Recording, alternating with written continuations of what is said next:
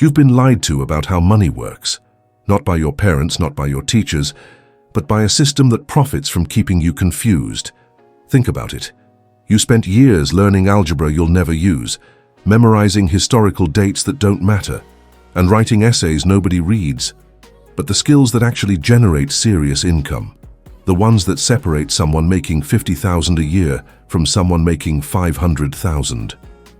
Nobody taught you those. Here's what's really happening. Right now, there are people your age, with your background, maybe even less educated than you, who are earning more in a month than most people earn in a year. They're not smarter. They didn't inherit wealth. They simply learned a completely different set of skills that the traditional system never mentioned. These aren't the usual suspects everyone talks about. This isn't another video telling you to learn coding or start a dropshipping store. Those skills are fine, but they're crowded, they're competitive, and frankly, they're just the entry point. What I'm about to share with you are the 11 skills that sit above all of that. The skills that create leverage, command premium pricing, and build wealth that compounds. These are the abilities that consultants charge $20,000 to teach executives, the tactics that therapists use to create breakthroughs in minutes, the frameworks that allow one person to generate the income of 10. And here's the part that should make you angry. Every single one of these skills is learnable. Not in 4 years, not with a $100,000 degree, but with focused attention and deliberate practice. The reason you haven't heard about them is simple. There's no institution that benefits from teaching you how to become financially independent. Schools need you to stay enrolled. Employers need you to stay dependent. The entire system is designed to keep you trading time for money instead of building real leverage. So here's what we're doing in the next 12 minutes. I'm going to walk you through all 11 skills, explain exactly why they're valuable, show you real examples of how they're used, and give you a starting point for each one. No theory, no fluff, just the exact capabilities that create disproportionate income. By the end of this video, you'll see the game completely differently. You'll understand why some people seem to effortlessly attract opportunities, while others grind for decades with nothing to show for it. And more importantly, you'll know exactly which skill to focus on first based on where you are right now. But I need you to do something. Don't just passively watch this.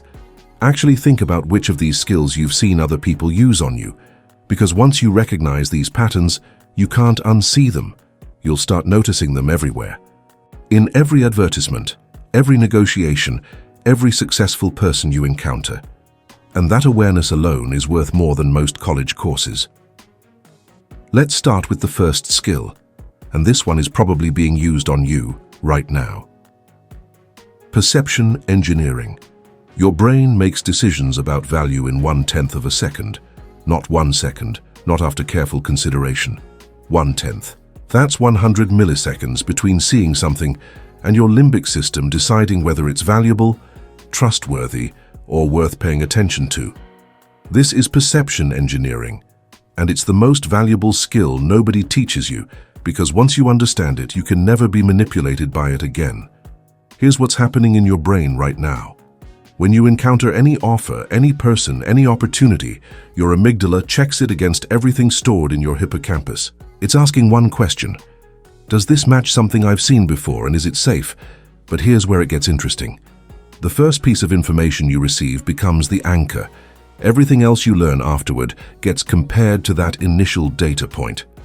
This is called anchoring bias, and it's not a theory. It's how your neural pathways literally process information. Let me show you how this works in real life.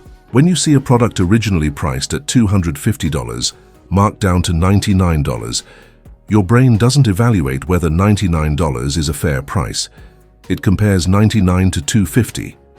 That first number, even if you never saw the product at that price, becomes your reference point. Suddenly 99 feels like a steal. Your rational mind knows this might be manipulation, but your limbic system has already made the decision. Now scale this up. High-level consultants don't just solve problems. They engineer how clients perceive the problem first. Before they even propose a solution, they reframe the issue in a way that makes their expertise seem not just valuable, but essential. They might say something like, "Most companies lose $3 million a year to this issue without even knowing it. Now when they quote $50,000 for their service, your brain isn't comparing 50,000 to zero. It's comparing it to 3 million. The anchor has shifted. Therapists do this too. The best ones don't just listen to your problems. They reframe your entire narrative within the first session. They might take something you've been viewing as a personality flaw and reposition it as an adaptive response to trauma. Suddenly you're not broken. You're actually brilliant at survival. That reframe alone creates massive value because it changes how you perceive yourself. This skill works in negotiations, in sales, in relationships, in every domain where humans make decisions. Because humans don't make decisions based on objective reality. They make decisions based on perceived reality, and perception is malleable. Think about job interviews. The candidate who gets the offer isn't necessarily the most qualified. It's the one who engineers the interviewer's perception from the first handshake. They anchor high by mentioning a competing offer or previous success right at the start. Now everything else they say gets filtered through that initial high-value anchor. Here's what makes this skill so valuable. Most people are completely unaware that perception is being managed. They think they're making rational decisions based on facts. But neuroscience is clear. Your emotional limbic system makes the decision first, then your rational neocortex spends the next few seconds justifying it. The decision happens in milliseconds. The justification takes longer. So when someone masters perception engineering, they're not fighting against your logic. They're speaking directly to the part of your brain that actually makes decisions. This is why two people with identical skills can command completely different prices. One understands perception engineering, the other doesn't. One knows how to set anchors that make their value seem obvious. The other just lists their qualifications and hopes someone notices.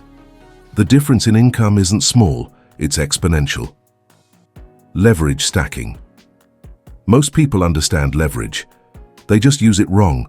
They think leverage means working harder, hiring faster, or investing more capital. But those are single forms of leverage, and single forms cap your income ceiling fast. What separates the wealthy from everyone else isn't that they work harder or have more resources.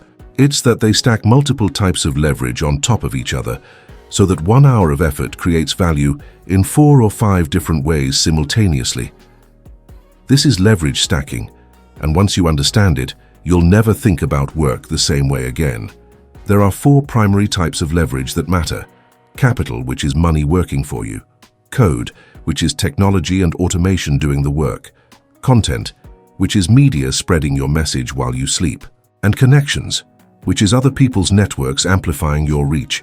Most people pick one. They either save money to invest, or they learn to code, or they build an audience, or they network. And each of those individually will improve your income. But they're linear improvements.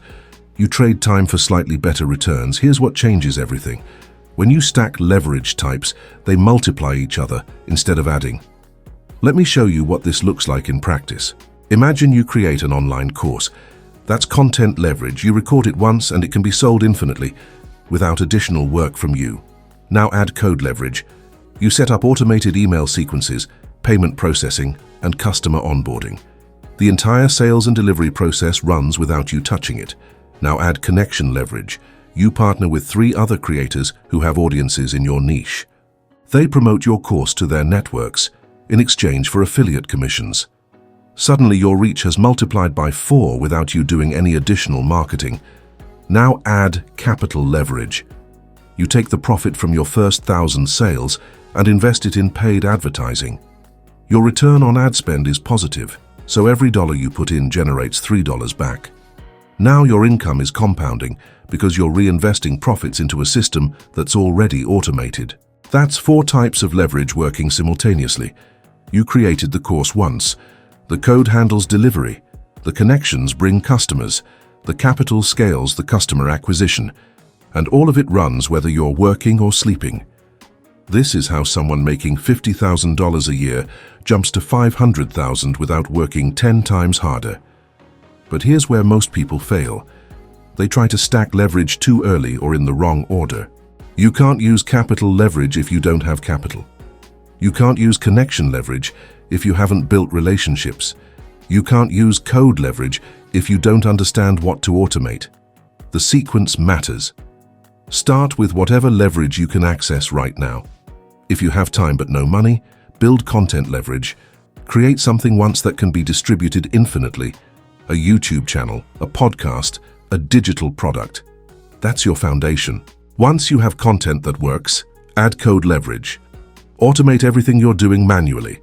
Email responses, scheduling, payment collection, customer service. Every hour you automate is an hour you can spend creating more content. Once you have content and automation working together, add connection leverage. Reach out to people who have the audiences you want to access. Offer them value in exchange for exposure. Joint ventures, affiliate deals, guest appearances, partnerships. You're not building from zero anymore. You're tapping into networks that already exist. Once those three are working together, add capital leverage. Take the income you're generating and reinvest it into systems that scale. Paid advertising, hiring specialists, better tools, premium distribution channels. Now your money is working as hard as your content, your code, and your connections. This is the stack. And the beautiful part is that each layer makes the next layer easier. Content gives you something to automate. Automation gives you time to build connections. Connections give you customers to generate capital. Capital gives you resources to create better content. It becomes a flywheel that accelerates itself. The reason this skill is so rare is because most people never think in systems. They think in trades. I do this work, I get this payment. That's not leverage. That's just employment with extra steps. Leverage stacking means building systems where your effort compounds instead of resetting every day. Where the work you did last year still generates income this year, where your time investment creates assets instead of just completing tasks. Economic timing. There's a difference between being early and being right. Most people confuse the two and end up broke because they jumped into something before the market was ready or stayed too long after everyone else arrived. Economic timing isn't about predicting the future. It's about reading signals in the present that tell you where attention and money are about to flow in the next 6 to 18 months. This is the skill that separates people who catch waves from people who drown chasing them. Here's what you need to understand about markets. They move in cycles, not because of magic or astrology, but because human psychology is predictable. Fear and greed create patterns. Innovation creates adoption curves. Supply and demand create price movements. And all of these follow recognizable sequences that repeat throughout history. The people making serious money aren't smarter than you. They're just better at recognizing which phase of the cycle they're in right now. Let me break down how this works. Every market trend follows the same trajectory. First, there's the emergence phase where something new appears, but almost nobody notices. Then there's the early adoption phase, where a small group of insiders recognizes the opportunity and starts positioning themselves. Then comes the growth phase, where the mainstream discovers it and money floods in. Then saturation happens, where competition peaks and margins collapse. And finally decline, where everyone moves to the next thing. Your goal is to identify opportunities in the early adoption phase and exit before saturation. That's the window where premiums are high and competition is low. But most people do the opposite. They hear about opportunities during the growth phase after the media covers it, after their friends are talking about it, after the easy money has already been made. By the time something feels safe and obvious, you're already late. So how do you actually identify early phase opportunities? You look for convergent signals. When multiple independent indicators start pointing in the same direction, that's not coincidence. That's a pattern forming. Watch what problems people with money are complaining about. Not people who want solutions. People who are actively willing to pay for solutions right now. If you start hearing the same problem mentioned by 3 different high-value individuals in the same month, that's a signal. Someone is about to build a premium service solving that exact problem, and early movers will capture that market. Watch where talent is moving. When experienced professionals start leaving stable industries to work in emerging fields, they're seeing something you're not seeing yet. They have insider information about where growth is happening. Follow the talent migration and you'll find the opportunities 6 months before they become obvious. Watch regulatory changes. When governments start creating new rules around something, that means the thing has become big enough to matter, but hasn't peaked yet. Regulation creates barriers to entry, which means less competition for people already positioned. Cryptocurrency exploded after initial regulatory frameworks appeared. AI is following the same pattern right now. Watch what teenagers and college students are obsessed with. They're always the leading indicator for mass adoption because they have time to experiment with new platforms and behaviors before the rest of society catches up. If young people are spending hours daily on something their parents don't understand, that's where attention is flowing. And attention always converts to money eventually. But here's the crucial part most people miss. Timing isn't just about getting in early. It's about getting out before commoditization. You need to recognize when a market is shifting from growth to saturation, so you can exit while premiums are still high and reinvest into the next early phase opportunity. The warning signs are obvious once you know what to look for. When major corporations enter your market, saturation is close. When your parents start asking you about the trend, it's already mainstream. When competition starts competing primarily on price instead of value, margins are collapsing. When you see courses and tutorials everywhere teaching people how to do what you do, the skill has been commoditized. That's your signal to move. This is why economic timing is a skill, not a one-time lucky break. You're constantly cycling through identify, position, capture, exit, repeat. You're not trying to build one business that lasts forever. You're building the ability to recognize opportunities, extract value during the premium window, and move to the next wave before the current one crashes. Emotional alchemy. Every human being experiences fear, frustration, anxiety, and anger multiple times per day. Most people try to suppress these emotions, ignore them, or wait for them to pass. But there's a small group of professionals who've learned to do something completely different. They transform negative emotional energy into productive action and decision-making.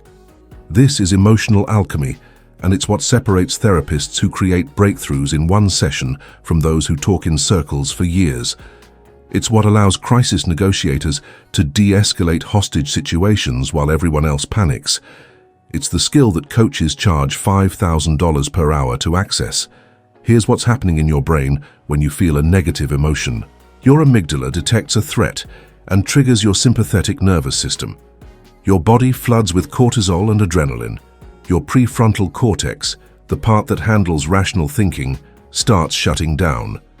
This is the fight-or-flight response, and it's designed to keep you alive when a predator attacks. But in modern life, most threats aren't physical, they're psychological. A difficult conversation, a financial setback, a looming deadline, and your brain can't tell the difference. It responds to psychological threats the same way it responds to physical ones. Your body is ready to run or fight, but there's nothing to run from and nothing to fight. So the energy just sits there, making you feel anxious, angry, or overwhelmed. Most people get stuck at this point. They feel the emotion, they don't know what to do with it, so they either shut down or lash out. Both responses waste the energy. But emotional alchemy teaches you to redirect that energy into something useful. Here's how it works. When you feel fear, your body is preparing for action. Your heart rate increases, your focus narrows, your muscles tense. That's not a problem to fix. That's energy to channel. Instead of trying to calm down, you ask yourself what action this fear is preparing you for. What decision have you been avoiding? What conversation needs to happen? What risk needs to be taken? Fear is your nervous system telling you something important is at stake. Use that energy to address the thing directly instead of running from it. When you feel frustration, your brain has detected a gap between expectation and reality. Something isn't working the way you thought it would. Most people respond by complaining or giving up. But frustration contains critical information. It's telling you exactly where your model of reality is inaccurate. If you can pause and ask what assumption you made that turned out to be wrong, frustration transforms into insight. That insight allows you to adjust your strategy, which moves you forward instead of keeping you stuck. When you feel anxiety, your brain is running scenarios about potential future threats. It's trying to prepare you for problems that haven't happened yet. Most people try to stop anxious thoughts, which doesn't work because the thoughts are your brain's attempt to protect you. Instead, you use the anxiety as fuel for preparation. You ask what specific outcome you're worried about, then you create a concrete plan for that scenario. The moment you have a plan, anxiety transforms into readiness. Your nervous system calms down because it's no longer dealing with an abstract threat. It has a response protocol. When you feel anger, your brain has detected an injustice or boundary violation. Something happened that shouldn't have happened, or something didn't happen that should have. Anger is energy for enforcement. Instead of suppressing it or exploding, you use it to clarify your boundaries and communicate them clearly. Anger tells you exactly what matters to you and where your line is. That clarity is valuable. It allows you to set standards, make demands, and protect what's important without apology. This is why therapists who master emotional alchemy create breakthroughs so quickly. They don't try to make clients feel better. They help clients recognize what their emotions are signaling, then use that signal as a navigation system. A client comes in feeling depressed. A mediocre therapist tries to cheer them up. A master recognizes that depression is often suppressed anger turned inward.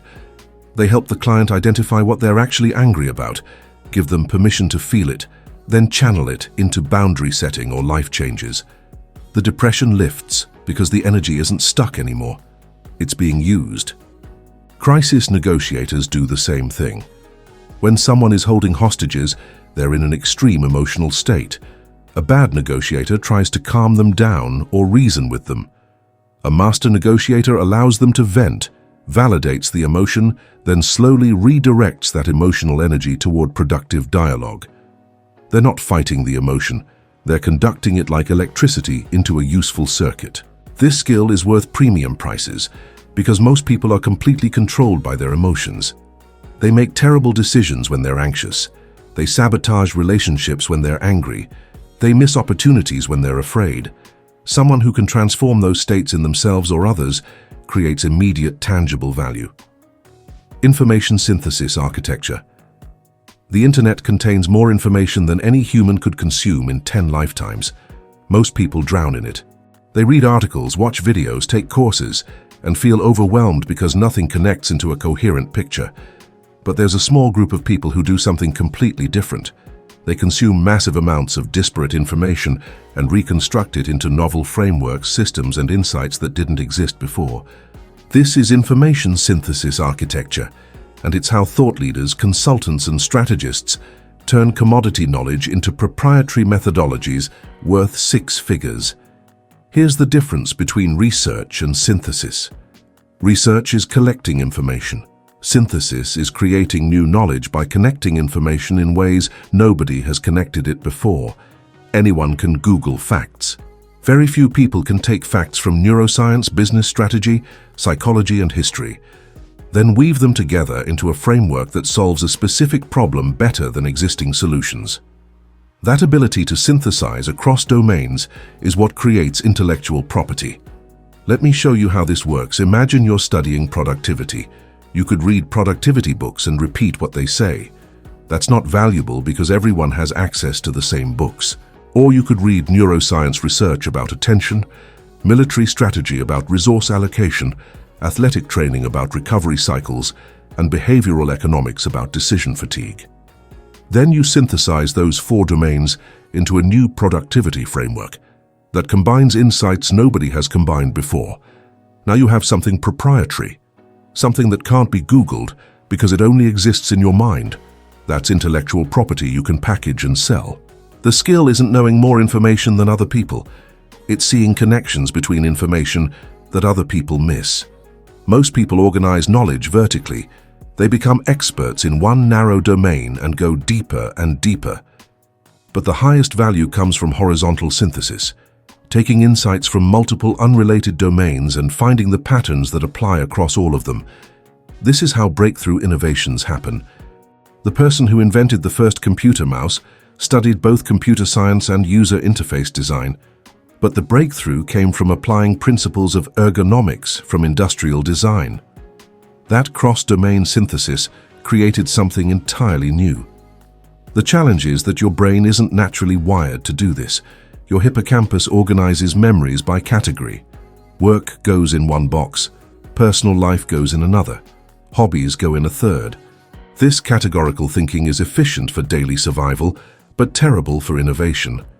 Synthesis requires you to deliberately break those categories and look for principles that transfer across contexts. Here's the process. First, you need to consume information from at least 3 unrelated domains. If you only pull from 1 or 2 fields, you're just combining existing ideas. But 3 or more creates enough distance that the connections you make will be genuinely novel. You're looking for structural patterns, not surface similarities. Second, you identify the core principles in each domain, not the specific tactics or examples, but the underlying mechanism that makes something work. In sales, the principle might be establishing trust before making an offer. In neuroscience, the principle might be that the amygdala must feel safe before the prefrontal cortex engages. Those are the same principle expressed in different contexts. Third, you test whether principles from one domain apply to problems in another domain. Can you use the neuroscience principle of safety before engagement to improve sales conversations? Absolutely. Can you use military strategy principles about force multiplication to design business operations? Yes. This cross-application is where synthesis happens. Fourth, you construct a new framework that organizes these synthesized insights into a system someone else can follow. This is critical. A collection of interesting ideas isn't intellectual property. A repeatable system that produces predictable results is intellectual property. You need to turn your synthesis into a methodology with clear steps, decision points, and outcomes. This is exactly what expensive consultants do. They study dozens of companies across industries, identify patterns that successful companies share, then package those patterns into a proprietary framework. The McKinsey 7S framework didn't come from inventing new ideas. It came from synthesizing existing organizational theory, management practices, and case studies into a structure that clients could apply. That synthesis is worth millions because it saves clients from having to do the synthesis themselves. The same applies to coaches and educators. The person teaching generic time management advice competes with free YouTube videos. The person who synthesized principles from neuroscience, elite athletics, and military special operations into a proprietary performance system charges $5,000 for a workshop. Both are teaching productivity, but only one created intellectual property through synthesis. This skill compounds over time. Every new piece of information you consume either fits into your existing frameworks or forces you to update them. The more domains you study, the more connection points you have available. Your synthesis ability grows exponentially because each new domain doesn't just add linearly, it creates multiplicative combinations with everything you already know. Micro-authority building. There's a fatal mistake most people make when trying to establish expertise. They try to compete in massive markets where millions of others are already established. They want to be known as a marketing expert, a business coach, or a fitness trainer, and they wonder why nobody notices them. The market is too crowded, the competition is too fierce, the attention is too divided. But there's a completely different approach that changes everything. Instead of trying to dominate a large category, you carve out an extremely narrow niche where competition is minimal, but demand is concentrated and urgent. This is micro-authority building, and it's how unknown people become the obvious choice in their space within months instead of years. Here's the principle. In a broad market, you're competing against thousands of people for attention. Your message gets diluted because you're trying to speak to everyone. But when you narrow your focus to a specific micro-category, 3 things happen simultaneously. Competition drops dramatically because most people are too afraid to niche down. Your message becomes razor sharp because you're speaking directly to one specific group, and the people in that micro-niche perceive you as the only expert who truly understands their exact situation. Let me show you what this looks like in practice. Instead of being a business coach for entrepreneurs, you become the business coach specifically for female founders in e-commerce, doing between $500,000 and $2 million in annual revenue. That's not a broader audience. That's a micro-niche. But now when someone in that exact situation is looking for help, You're not competing against 10,000 generic business coaches.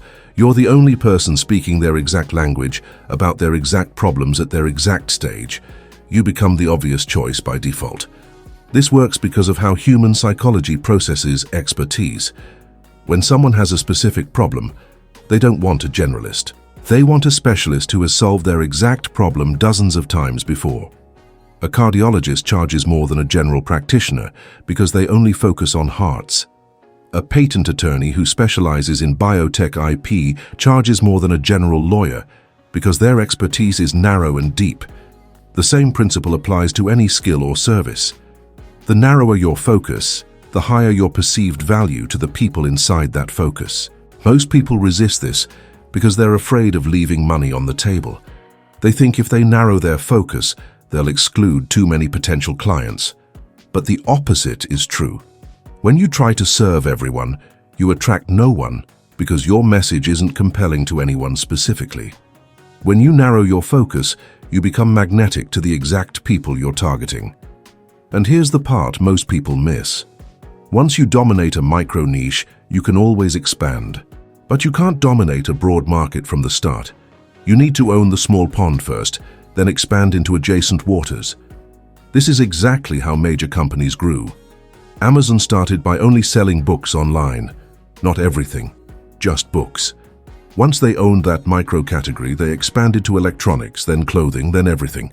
Tesla started with one car model for wealthy early adopters, not affordable cars for everyone.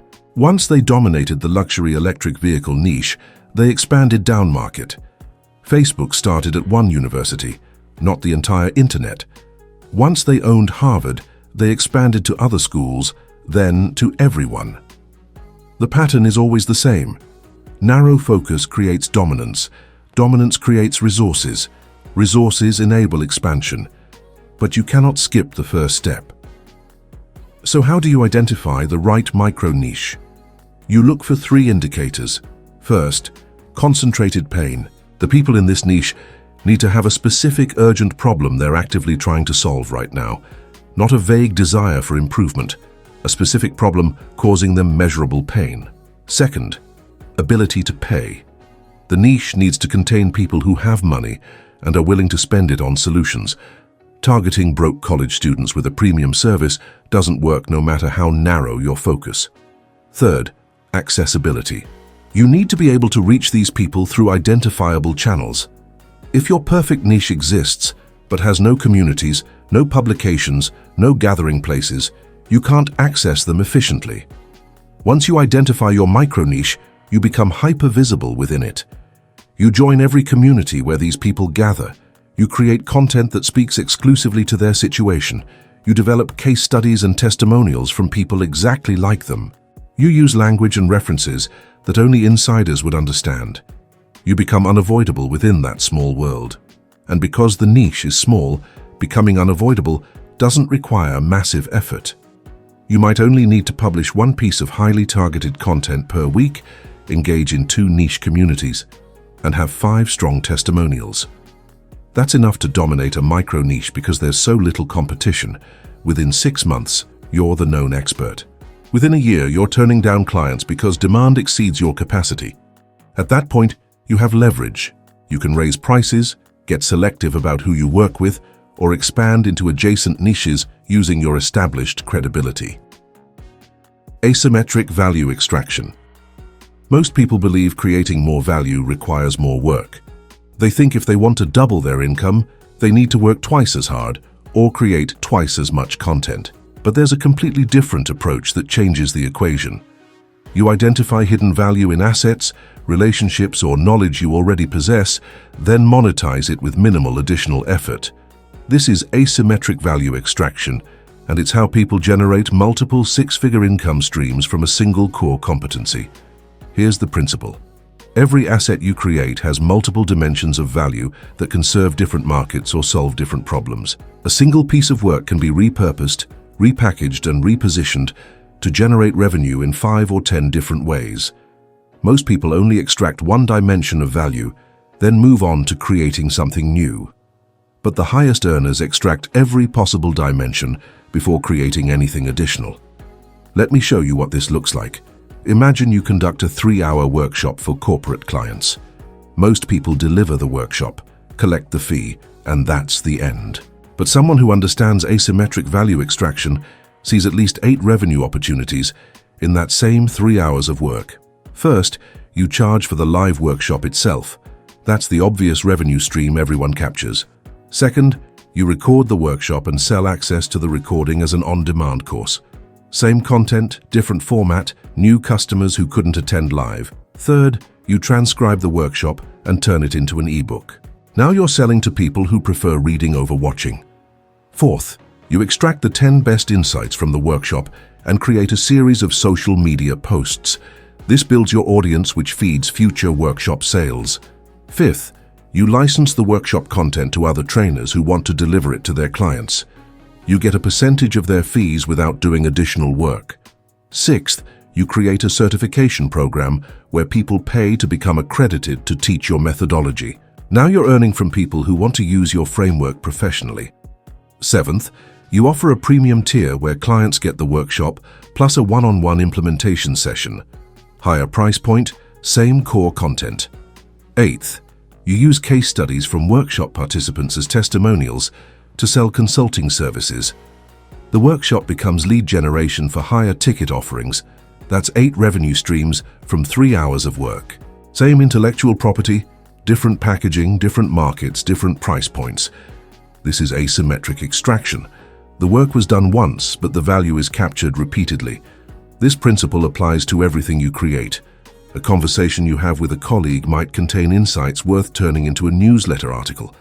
That article might perform well enough to expand into a full guide. That guide might be valuable enough to become a paid course. That course might attract corporate clients who want custom implementations. Each layer builds on the previous layer with minimal additional effort because the core insight was already developed. The skill is learning to see your existing assets as multidimensional. Most people view a blog post as a blog post, but someone extracting asymmetric value sees a blog post as potential podcast episode, video script, email series, client case study, course module, and consulting framework. They ask what other forms this knowledge could take and what other audiences would pay for those forms. Relationships work the same way. Most people network by meeting someone, having a conversation, maybe following up once, then moving on. But asymmetric value extraction means deliberately designing relationships to create multiple value exchanges over time. You meet someone at a conference. Instead of just connecting on LinkedIn, you interview them for your podcast. That conversation gets published as content, which attracts your audience and gives them exposure to your network. Then you discover you serve complementary markets, so you create an affiliate partnership where you refer clients to each other. Then you co-create a workshop combining both your expertise, splitting the revenue. Then you introduce them to 3 other people in your network who become valuable connections for them, and they reciprocate. That one initial meeting turned into 6 different value exchanges. Same relationship, multiple extractions. This is how people build businesses that generate income from 15 different sources while only working on 2 or 3 core activities. They're not doing more work. They're extracting more value from the work they're already doing. The question isn't what new thing should I create. The question is, what value am I leaving on the table from things I've already created? Where can I repackage, repurpose, or reposition existing assets to serve new markets? What relationships have I built that could generate value through partnerships, referrals, or collaborations? What knowledge am I using privately that could be monetized publicly? Once you start asking these questions, you'll find hidden revenue everywhere. That presentation you created for one client could be turned into a template you sell to 100 clients. That solution you built for yourself could be packaged as software others would pay for. That process you developed could be documented and licensed. Conviction communication. There's a reason some people speak and everyone listens, while others say the same thing and get ignored. It's not about charisma or natural talent. It's about the neurological skill of removing doubt and ambiguity from your messaging so that decision-making becomes effortless for your audience. This is conviction communication, and it's what separates politicians who win elections from those who lose, salespeople who close deals from those who don't, and leaders who inspire movements from those who get polite nods. Here's what's happening in your listener's brain when you speak. Their anterior cingulate cortex is constantly scanning for uncertainty. Any hesitation in your voice, any vagueness in your language, any contradiction in your message triggers a threat response. Their amygdala interprets uncertainty as danger, because in evolutionary terms, following uncertain leaders got you killed. So when you communicate with doubt embedded in your message, you're activating the part of their brain that resists and questions instead of the part that trusts and acts. Conviction communication bypasses this threat response by speaking with such clarity and certainty that the listener's brain can relax. There's no ambiguity to evaluate, no contradiction to resolve. The decision becomes obvious because you've eliminated all the friction points that typically slow down commitment. Let me show you what this looks like in practice. Weak communication sounds like this. I think this might be a good approach. We could possibly try implementing it next quarter if everyone agrees. Maybe it would help improve our results. Every word in that sentence triggers uncertainty. Think, might, could, possibly, maybe. Your listener's brain hears all of those qualifiers and interprets them as you not believing your own message. If you don't believe it, why should they? Now compare that to conviction communication. This approach will improve our results by 30%. We're implementing it next quarter. Here's the timeline. Same core message but zero ambiguity, no hedging, no qualifiers, no room for doubt. The listener's brain doesn't have to evaluate whether you believe what you're saying because your certainty is obvious. That certainty is neurologically contagious. When you speak with conviction, mirror neurons in your listener's brain start firing in the same pattern as yours. They begin to feel the certainty you're projecting. This is why great speakers can move entire audiences to action. They're not just communicating information, they're transferring emotional states through neural synchronization. But here's what most people misunderstand. Conviction doesn't mean being loud or aggressive. It means being clear and decisive. It's not about the volume of your voice. It's about the structure of your language. Conviction communication follows specific patterns. First, you eliminate qualifiers. Words like maybe, perhaps, possibly, might, could, should. These words signal uncertainty. Replace them with definitive language. Will is, does, must. Second, you use concrete specifics instead of vague generalities. Weak communication says we need to improve performance. Conviction communication says we're increasing output by 20 units per day starting Monday. Specificity removes ambiguity. Third, you state conclusions first, then provide supporting evidence. Most people build up to their point because they're afraid of being wrong. But that structure makes your listener wait and question. Conviction communication delivers the conclusion immediately, then backs it up. This is the solution. Here's why it works. Fourth, you eliminate apology language. Phrases like, "I'm sorry to bother you. This might be a stupid question. I could be wrong, but..." These phrases are social softeners that undermine your message. They signal that you don't have the right to take up space or be heard. Conviction communication assumes you have value to offer and delivers it without apology. Fifth, you match your nonverbal communication to your verbal message. If you say this is critical while looking at the floor and speaking softly, your listener's brain detects the mismatch and trusts the nonverbal signal over the words. Conviction requires alignment. Your posture, eye contact, vocal tone, and words must all communicate the same certainty. This is why salespeople who master conviction communication close deals that others can't. They're not more knowledgeable about the product. They're more certain in their delivery. When a potential client asks, "Is this really going to solve my problem?" a weak salesperson says, "I believe it will. It's worked for other clients." A conviction communicator says, "Yes, here's exactly how." That difference in certainty resolves the client's doubt immediately. The same applies to leadership. When a team faces uncertainty, they look to their leader for conviction. If the leader hedges or shows doubt, the team's anxiety increases. But if the leader communicates with clarity and certainty about the path forward, the team's nervous systems calm down. They can focus on execution instead of questioning the direction. This skill is entirely learnable. It's not about your personality. It's about training yourself to recognize uncertainty in your language and replace it with clarity. Deal architecture. Most people negotiate in binary terms. Either they get what they want or they don't. Either the deal happens or it falls apart. But there's a completely different level of thinking that transforms how transactions work. Instead of fighting over a fixed pie, you redesign the structure of the deal itself so that value gets created and distributed in ways that make everyone better off, while you capture disproportionate upside. This is deal architecture, and it's how sophisticated negotiators turn zero-sum games into positive-sum outcomes where you profit regardless of what happens. Here's the fundamental principle.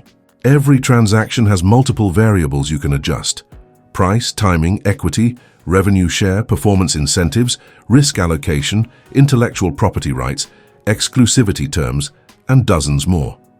Most people fixate on one variable, usually price, and try to optimize it. But deal architects look at all the variables simultaneously and design combinations that create more value than traditional structures. Let me show you what this looks like. Traditional deal. You want to hire a consultant. They want $50,000. You think that's too expensive. You negotiate back and forth on price until someone compromises or walks away. That's binary negotiation over a fixed resource. Now watch what deal architecture does differently. Instead of arguing about $50,000, you propose a hybrid structure. $25,000 upfront, plus 10% of any revenue increase generated by their recommendations over the next 12 months. Now you've changed the game. Your upfront cost is lower, which solves your budget concern. Their potential earnings are higher if they deliver results, which solves their value concern. And most importantly, you've aligned incentives. They only make money if you make money. Risk has been redistributed. In the traditional deal, you pay $50,000 regardless of results. In the architected deal, most of their compensation is contingent on performance. You've shifted risk from you to them while increasing their potential upside. Both parties are better off than the binary negotiation would have produced. This is the core of deal architecture. You design incentive structures that align interests and redistribute risk in ways that create mutual gain while protecting your downside. Let's look at equity splits. Most people negotiate equity the wrong way. Two co-founders argue about whether it should be 50-50 or 60-40. That's binary thinking about fixed ownership. Deal architecture approaches it differently. You structure equity with dynamic vesting tied to milestones. Founder A starts with 51%, but Founder B earns additional equity by hitting specific performance targets over 2 years. Now the split isn't fixed. It adjusts based on actual contribution. Founder B is motivated to perform because their equity grows with results. Founder A is protected because they maintain control until B proves their value. Nobody is fighting over an arbitrary percentage. The structure itself resolves the tension. Revenue sharing deals work the same way. Instead of paying someone a fixed salary or a fixed commission, you create tiered structures. First 100,000 in revenue, they get 20%. Next 100,000, they get 30%. Above 200,000, they get 40%. Now their compensation accelerates as they generate more value. This structure motivates them to push harder because each additional dollar they generate is worth more to them personally. You benefit because you only pay high percentages on high performance. The architecture aligns incentives perfectly. Joint ventures are another example. Instead of one company buying services from another in a traditional client-vendor relationship, you structure a partnership where both companies share revenue based on specific contributions. Company A provides the product. Company B provides distribution. Revenue gets split 60-40 based on who brought what. Neither company is taking all the risk. Both are incentivized to make it work because their earnings depend on joint success. Now look at contingent agreements. These are deal structures where different terms apply depending on what actually happens in the future. You're negotiating to buy a business. The seller thinks it's worth $3 million because they project strong growth. You think it's worth $2 million based on current performance. Instead of fighting over valuation, you architect a contingent deal. You pay $2 million upfront, plus an additional $1 million if the business hits the seller's growth projections within 2 years. Now you're both right. The seller gets their $3 million if they're correct about growth. You pay $2 million if they're wrong. The future outcome determines the price. Risk is allocated to whoever is more confident in their projection. This is why deal architecture generates disproportionate value. Most people don't think in these terms. They accept standard deal structures without questioning whether a different design might create better outcomes. But when you understand that deals are constructed, not discovered, you gain massive leverage. You're not negotiating within constraints. You're redesigning the constraints themselves. Strategic vulnerability. Every leadership book tells you to show strength, project confidence, and never let them see you sweat. But there's a counterintuitive skill that separates good leaders from great ones. Knowing exactly when and how to show weakness, uncertainty, or failure in ways that paradoxically increase your authority and influence rather than diminishing it. This is strategic vulnerability, and when used correctly, it creates deeper trust and loyalty than perfection ever could. Here's what most people misunderstand about vulnerability. They think any admission of weakness makes you look incompetent or unreliable. So they hide mistakes, pretend to have all the answers, and maintain a facade of invulnerability. But your audience isn't stupid. They know you're human. They know you make mistakes. They know you don't have every answer. When you pretend otherwise, you don't seem strong. You seem dishonest. And dishonesty destroys trust faster than any weakness ever could. Strategic vulnerability works because of how the human brain processes authenticity. When someone admits a flaw or mistake, your anterior cingulate cortex stops scanning for deception. The person has acknowledged something negative about themselves, which signals honesty, because dishonest people only present positive information. That moment of admission triggers a trust response. Your brain concludes if they're willing to tell me the bad stuff, they must be telling the truth about the good stuff too. This is why leaders who master strategic vulnerability build cult-like followings. Their audience trusts them completely because they've demonstrated they won't hide uncomfortable truths. But here's the critical distinction. Strategic vulnerability is not just venting or oversharing. It's calculated disclosure designed to achieve specific outcomes. You're not being vulnerable because you need emotional release. You're being vulnerable because it serves a strategic purpose. Let me show you how this works. Scenario 1. You're launching a new product and it has a flaw you haven't solved yet. Weak approach. Hide the flaw, hope customers don't notice, and scramble to fix it after launch when complaints come in. Strategic vulnerability approach. Disclose the flaw before launch. Tell your audience this product solves problems A, B, and C brilliantly, but we're still working on problem D. Here's our timeline for solving it. Now you've reframed the conversation. Instead of customers discovering the flaw and feeling deceived, they know about it up front and appreciate your honesty. You've maintained trust while still selling the product. And when you fix problem D, they'll celebrate with you because they were part of the journey. Scenario 2. You're leading a team and you made a decision that turned out to be wrong. Weak approach. Deflect blame, make excuses, or quietly change direction without acknowledging the mistake. Strategic vulnerability approach.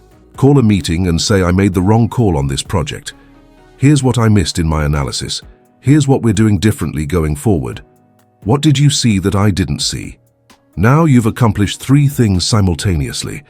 You've maintained credibility by acknowledging reality instead of denying it. You've demonstrated that mistakes are acceptable in your organization, which creates psychological safety for your team to take risks.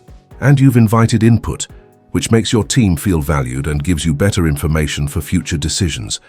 Research shows that leaders who admit mistakes have 61% higher team engagement than leaders who don't. That's not a small difference. That's the gap between teams that innovate and teams that stagnate. Scenario 3. You're negotiating and the other party asks a question you don't know the answer to. Weak approach. Fake an answer or deflect with vague language. Strategic vulnerability approach. Say, I don't know the answer to that. Let me find out and get back to you tomorrow. Now you've protected your credibility. If you fake an answer and they later discover you were wrong, trust is destroyed permanently. But by admitting you don't know, you've demonstrated integrity. They'll trust everything else you say because you've proven you won't bullshit them. But strategic vulnerability has boundaries. You don't admit weaknesses that undermine the core competency you're being hired for. A surgeon shouldn't say, I'm not really confident in my surgical skills before operating on you. A financial advisor shouldn't say, I'm terrible with money before managing your portfolio. The vulnerabilities you disclose must be authentic, but peripheral to your primary value proposition.